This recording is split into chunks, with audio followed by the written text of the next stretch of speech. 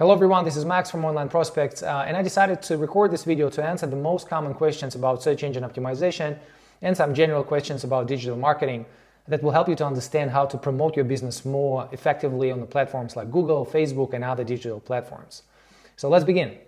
So the first question is, how long does SEO take? And unfortunately, there is no a definitive answer to this question because it really depends. And it depends on your current position. It depends on the current position of your website for any particular keyword that you want to be found for. Organically. So let's say, for example, if you're currently on a third page for any particular keyword that you're targeting, it may take 1 month to 2 months, if you do everything right, to be on the first page for that keyword. But if your website is very new and you just started to do your search engine optimization, in our experience now, and it's May 2022 now, it will take at least 4 to 6 months to be on the first page, to make your website appear on the first page for that particular term. And again, it really depends on your competition. So if you're in a very specific niche when you don't have much competition, or you don't have any other websites promoting the same product or service that you're trying to sell, it's one story. If you're in a very competitive niche, in a very competitive industry, then it will take longer time to beat your competition and make your website appear on the first page of search results. So really, the answer to this question really depends. It depends on your current position, it depends on your industry, your competition, and so on. But to give you some sort of an indication, usually if your website is very new, be prepared to invest in SEO and invest your time of about 6 months before you start seeing real results. But if you're already close to the first page, it will take much less time. It may take a month or two. So that's the answer to this question. So unfortunately, I cannot give you the exact answer because we don't know your situation, but to give you an indication, that's about right. 6 months if you are not ranked at all at the moment, and if you're close to the first page, say you're on a page number 2 or 3, then it will take probably about 2 to 3 months. Okay, next question. Why is keyword research important? So keyword research, usually what we understand under keyword research is identifying which keywords you want to target to promote your business. So what kind of keywords your potential customers are using to find services or products that you're trying to sell. So the keyword research, of course, is very important, and there are 2 aspects. So first of all, you have to make sure that there are people who are searching for your products or services, right? Because if nobody is searching for any specific keyword, although you might think it's a good keyword, there is no point promoting this keyword. There is no point investing your time and money into ranking this keyword high in search results because nobody is searching, right? So you have to make sure that there are a number of people who are searching for that keyword. And the best tool to use to see how many people are searching is to use Google Keyword Planner. So if you have a Google Ads account, there is a tool there that's called Google Keyword Planner, and for any specific phrase, you can see how many people on average are searching per month for that specific keyword. So that will give you a good indication whether this keyword is worth targeting or not.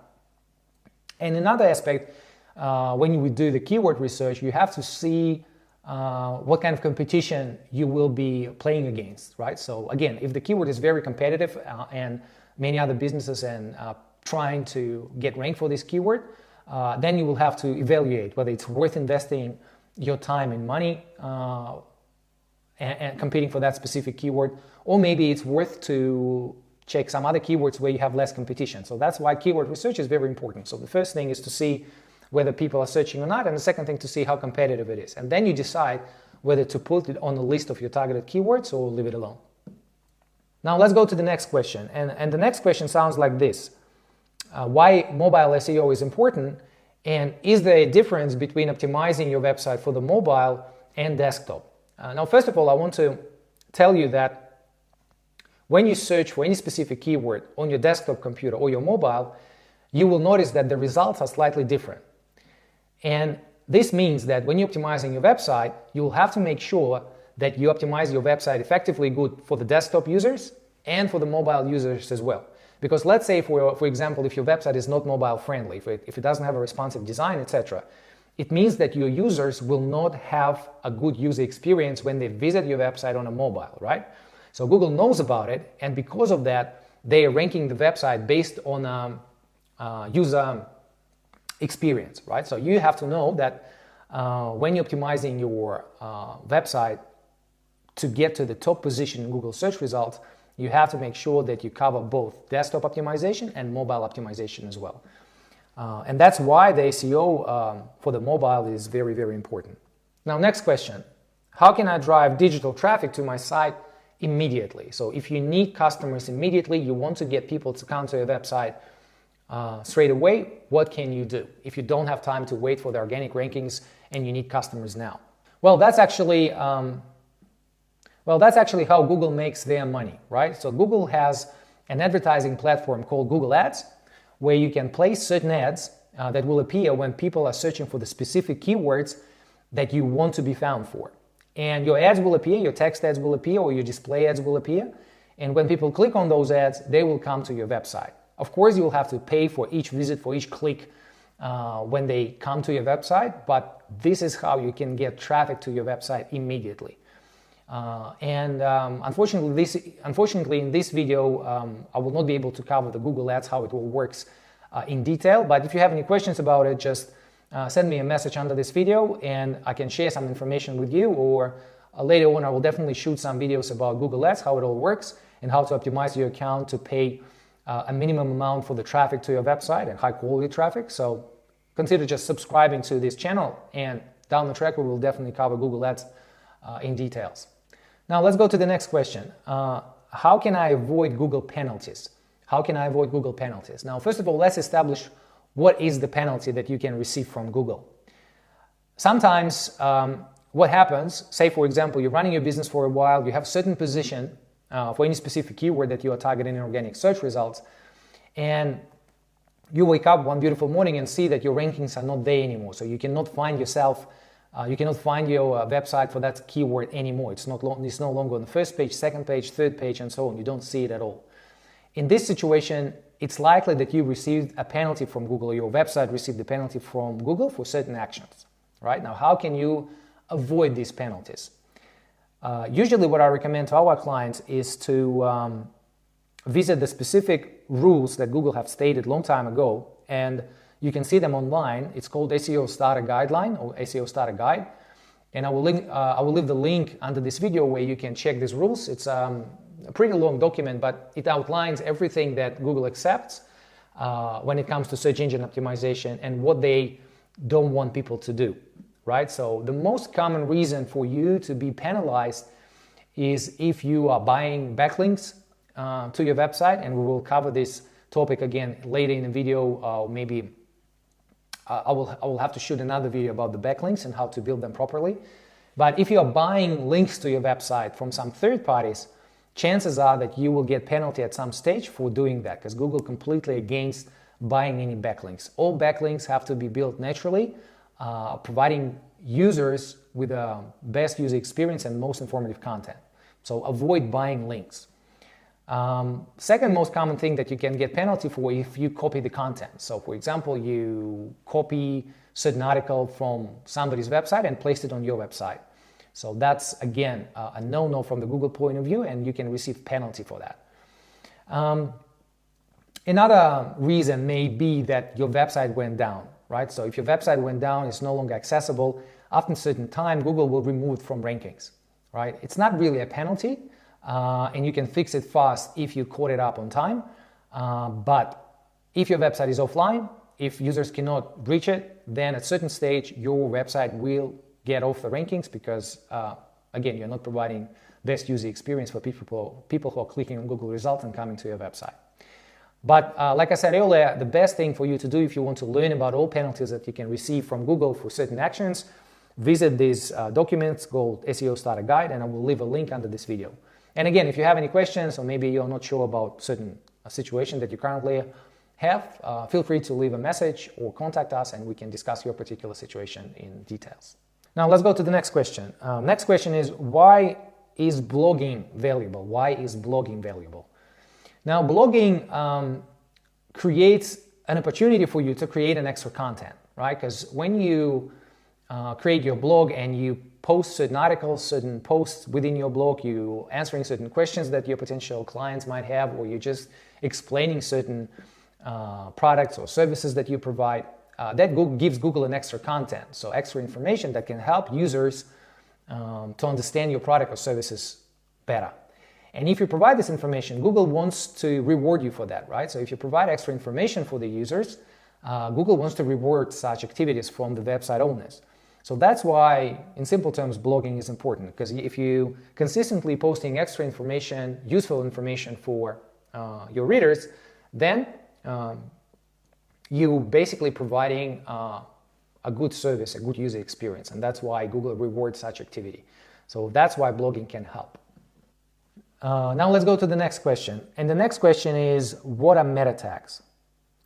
Well, usually when people are referring to meta tags, they are referring to only two tags that each page is supposed to have. Those two tags are title tag of the page, of any web page, and the description tag. So meta title and meta description.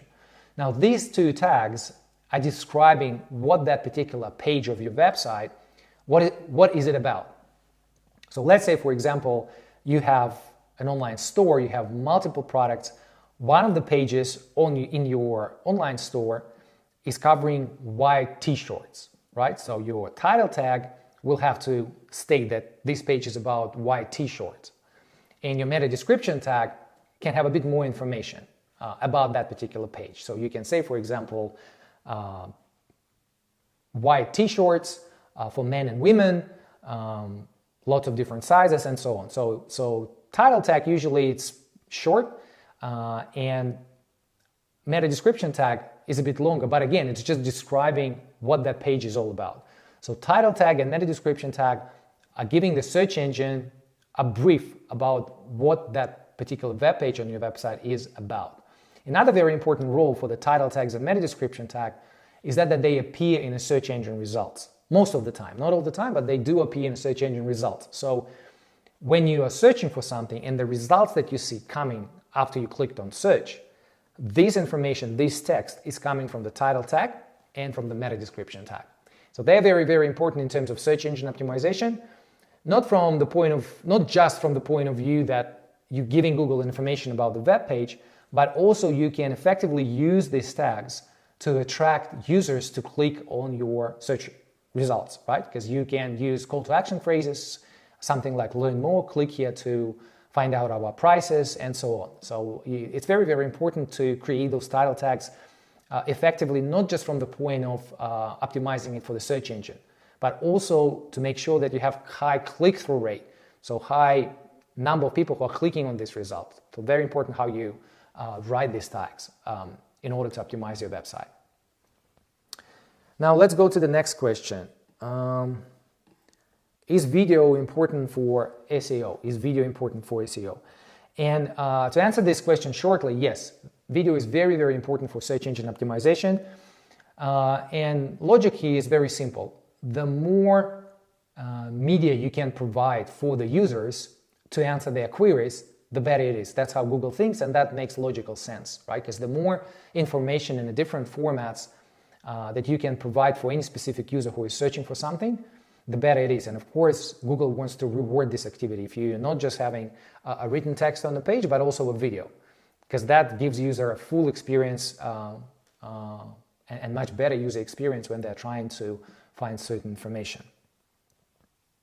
And another fact about the videos when it comes to the SEO, it was a study reported that web pages with videos are 53 times more likely to rank on the first page of Google results page. So that's again just a study that gives you an assurance that yes, when you use videos on your web pages, it definitely helps you rank higher.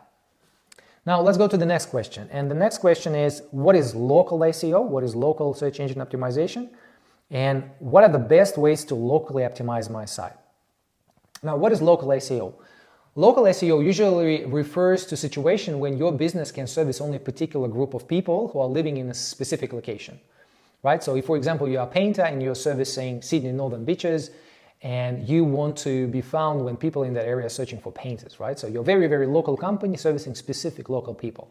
So that's what is local SEO is all about. So you're optimizing your website for the organic rankings for an exact location.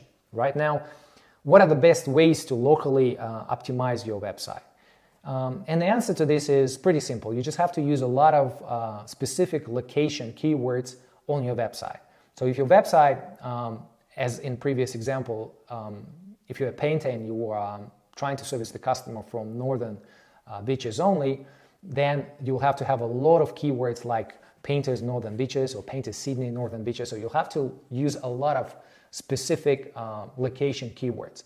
If you're using multiple suburbs, or if you're servicing multiple suburbs, you'll have to ideally have to specific page for each suburbs that you're servicing, describing the service in that specific suburb. Right? So you have to use these locations within your text, within your content, within your title tags and meta descriptions. Apart from that, it helps a lot if you're using the local directories where you place in information about where specifically you are servicing. So Google understands all the signals, and that's how, in general, you can get high results for the specific areas that you are servicing. Now let's go to the next question. And the next question is, what's the difference between organic rankings and Google Ads? So what is the difference between organic rankings and Google Ads? When you search for any specific products or service on Google, most of the time in search engine results, when you click on search button, at the very top you will see paid ads. Those paid ads you can easily identify because they have like a little symbol. It says ad. Small ad symbol means that this is a paid ad. And when you click on it, the advertiser who placed that ad out there will be paying a certain amount to Google for your visit to their website, right? So these are all these paid ads at the top. They're coming from Google Ads platform, and that's one way of advertising your business. Now, organic optimization or SEO are the results that you see below those paid ads. So below the paid ads, if you scroll down, under the paid ads, under the maps, you will see organic results. Those organic results are free for the advertiser, because when you, as a user, as a customer, clicking on those organic results, the person who owns that website in organic listings, they don't have to pay Google anything. Those results are called organic, and that's the main difference between Google Ads and organic, because for Google Ads, advertisers do have to pay a certain amount to Google for each click, for each visit, and with organic results, they don't have to. So that's the difference. Now let's go to the next question. The next question is, what is call to action and how do I create it? So what is call to action and how do I create it? Call to action is usually just a statement that directs the user or the reader of the content to do something. So call to action can be as simple as a phrase, learn more, right? Because within your text or within your Google ad, you can say something about the products or service, and then at the end you can say learn more. And it just invites user to click on this ad to learn more. So that's why it's called call to action. It calls a user to do something.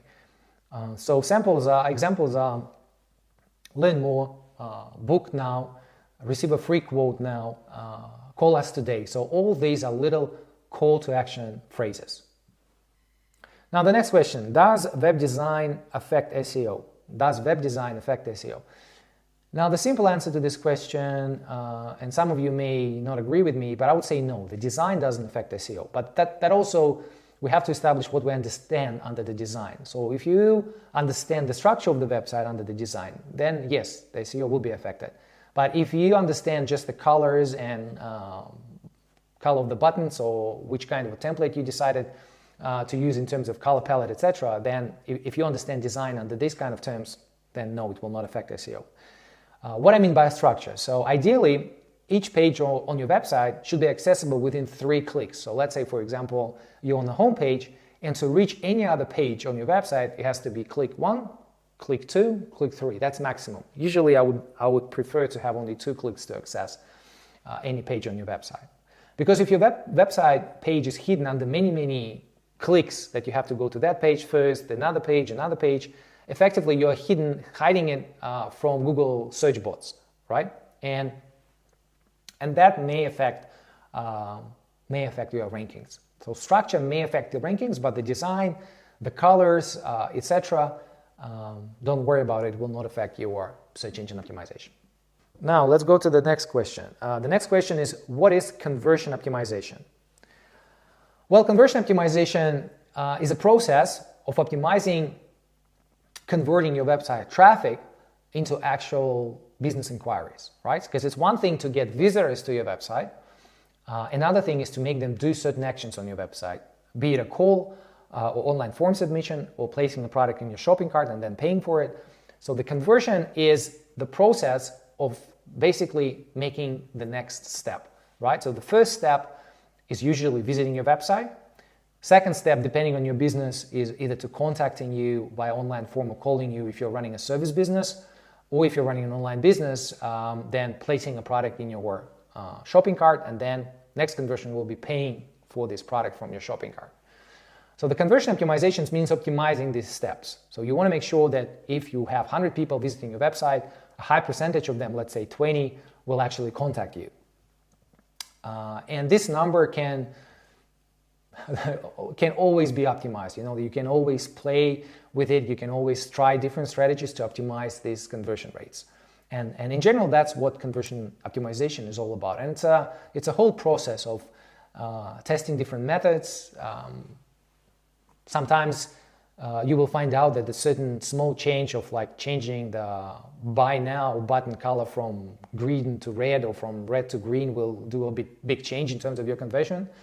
Sometimes you have to play with your headlines in order to keep attention from your potential customer. So there are many ways of how to optimize your website conversion rates. Now, next question. Why are image ALT tags important? Why are image ALT tags important? Now, this is a bit technical question, and maybe some of you don't understand what it is. What's an ALT tag? It's ALT tag. It's an abbreviation for alternative tag, and it's used to describe the image. Because if you have an image on your website, most of the time Google has very smart systems now. They do understand what that image is all about. But it's still useful to have certain text, written text about that specific image. So if you have an image of the car, a red car or a specific brand, you just put in alternative tag area, you put the description of that car. Say, for example, it's a Volkswagen, red Volkswagen Beetle, year 2022. So you're not just placing an image on the website, you also put a description about this image. This helps Google to understand the content, to understand that image better, and that helps your search engine optimization. So that's an answer to your question about alternative tags and why they're important. Now let's go to the next one. Next question, why does adding my business to local directories help my SEO? Why does adding my business to local directories help my SEO? Adding your business to the local directories, providing the same information that Google knows about your business already, if, for example, you have Google business profile, it just gives Google an extra signals that the information is correct, right? Because if they see the same information about your business on multiple local business directories, they see that they can confirm that this information is true, right? They can confirm the information is true, and that's why it's important to place your business within local business directories. Although I found that these days it's much less effective compared to what it used to be, right? So it used to be a very big thing in terms of how Google was looking at it, but now it seems to me that their system has changed a bit and they're not putting as much weight to that signal compared to what it used to be. But still, to avoid any questions, to avoid anything to make you think that that's the reason why you're not ranked high, I think it's still a good idea to place your business within local directories. Still a good strategy. Definitely will not give you any penalties for that. So yeah, I would say it's a good strategy to use. Now, let's go to the next question. Why should I consider reputation management services? Or actually it says, when should I consider reputation management services? Well, let's answer both of them, when and why. Now, why should you consider reputation management services online? So what are the reputation? Reputation, that's how I understand it anyway. So when you're running a business, there are certain information that your customers can find, or potential customers can find about your business online, right? So some people would search for your business name plus a little review, right? So they want to see what other people did say about your business before. They want to read reviews about you. And it may be that on some websites, the reviews about your business will be bad, right? Because what happens a lot is that when your customer is happy with your services or with your product, the chances are that they will leave reviews are lower compared to those ones who are unhappy with you or maybe had some bad experience. So what I'm trying to say is the people who were for some reason not happy with your services before are more likely to leave a review. Now, if you don't know what's happening in the online space and what kind of reputation your business has in the online space, it might be a problem, because the customer, before purchasing something or before contacting you, if they check those reviews and they saw a lot of negative stuff, they will not contact you, right? So that's why it's important to know your reputation online, know what kind of reviews coming up when somebody is searching for your business name plus reviews. And so that's to answer the question, what is reputation management, right? When you should do it? Well, if you see that, again, a good practice, type your business name and the word review. If you see that there are some websites where there are only 1 or 2 reviews and both negative, it's a good idea to do something about it, right? Get your customers who are happy with your work, submit a positive review on those websites. So this way you can make sure that if somebody is new searching or researching about your company or brand, they will get to see a clear picture, get to see a true picture of how your business is performing. So I hope I answered this question, why and when. Okay, let's move on to the next question. The next question is, why do I need to focus on so many different digital marketing strategies? So why do I need to focus on so many different digital marketing strategies? And if I understand it correctly, maybe the right question is, why do you need to cover so many different marketing platforms? Because a lot of digital marketing experts are saying that you have to cover pretty much everything, right? Search engine optimization, Facebook, LinkedIn, Twitter, like social media ads, etc. Now, my answer to this question is a bit different.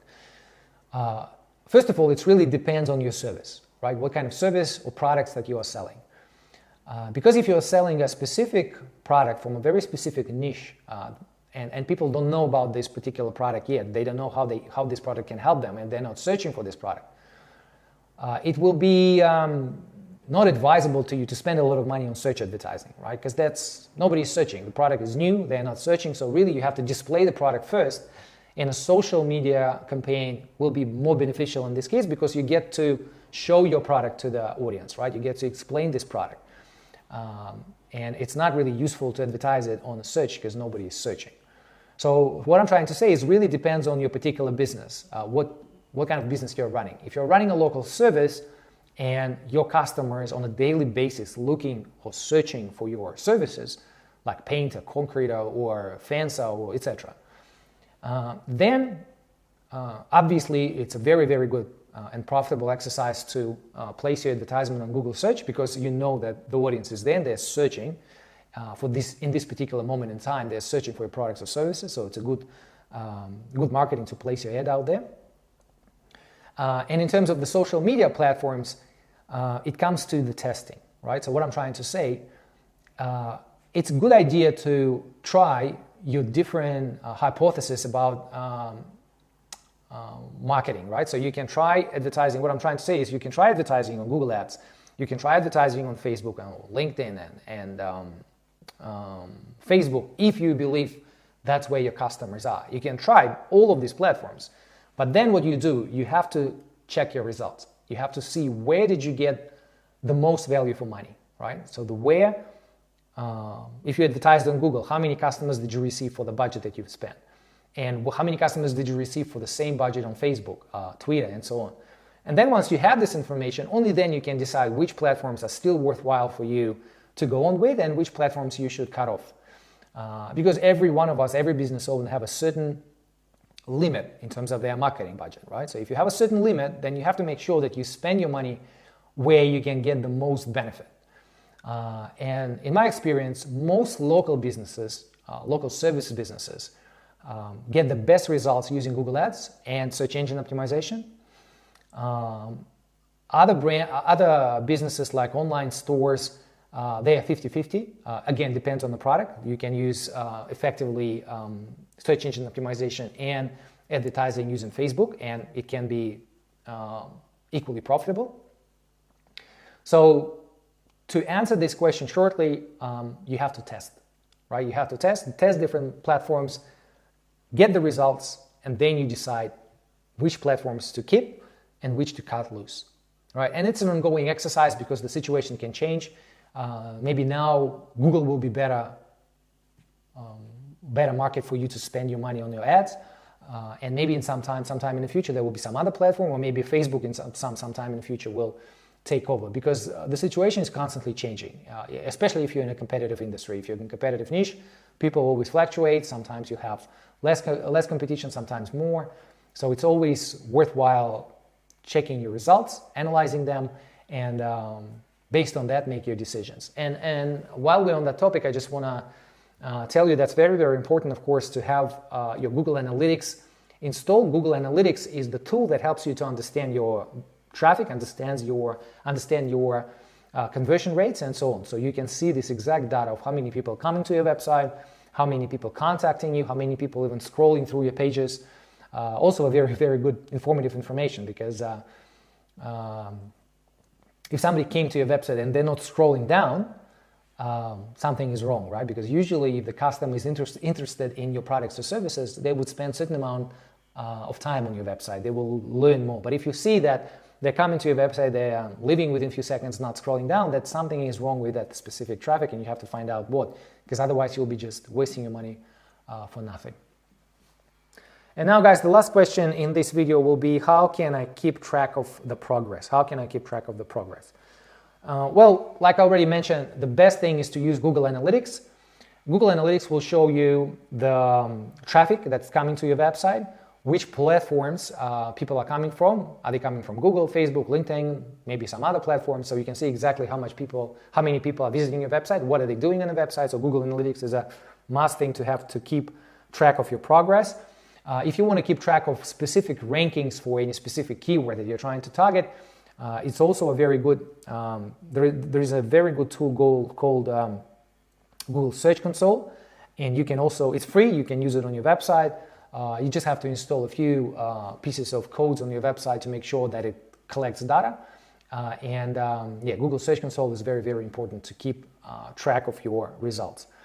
But in general, yeah, the very, very good indicator of the traffic is a Google Analytics, because if you start doing certain search engine optimization or start paying for paid ads, Google Analytics will show you the amount of traffic you receive from these platforms. And that's how you can judge the performance. And of course, you will also see how many sales, how many inquiries you're getting from the visitors who are visiting your website.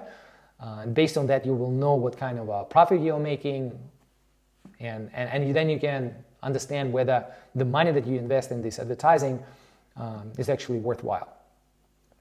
Thanks for watching this video, guys. I just want to let you know that if you have any specific questions about the answers that you received today, maybe there are some questions that are still in your mind and you want to have more information, please feel free to leave a comment under this video and we'll definitely get back to you. If you want to learn any specific information about your website, maybe you have some problems, or maybe you had some penalties in the past, or you just don't understand what's going on, also feel free to give us a call. You will see the link to my website under this video. More than happy to answer your questions, and thanks for taking time watching this video today. Yeah, one more thing. There are more videos that will be coming out on our channel about specific platforms like Google, Facebook. We will be covering more details. So consider subscribing to our channel, follow us up, no strings attached. You can always unsubscribe if you're not happy with our content. But that's it for today. Thank you very much, and I'll see you later.